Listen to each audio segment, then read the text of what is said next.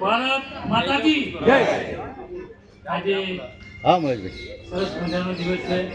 અને ભગવાનના સાનિધ્યની અંદર જે પ્રચાર કરાવવાનો કાર્યક્રમ રાખેલ છે અને આ કાર્યક્રમમાં ઉપસ્થિત આપણા નવા વરેલા અમૂલ્યના ચેરમેનશ્રી સભ્યશ્રી પરમાર સાહેબ, વિજય કાકા, અમારા ગેલાભાઈ સાહેબ, આપણા દાસવીભાઈ, અમારા વડોદરા સાહેબ, જૂના જાણીના બહુ પ્રભારીમાં તે રહ્યા હતા, અમારા પપ્પુભાઈ પાછા અમારા ખાસ વિનોદભાઈ, અમારા બંદીભાઈ વાઇસ ચેરમેન જ ગણાય બંને અમારા મહાનુભાવો નિલેશભાઈ, નટુભાઈ, ડૉક્ટર સાહેબ અને અમારા વડીલ ગોવિંદ કાકા,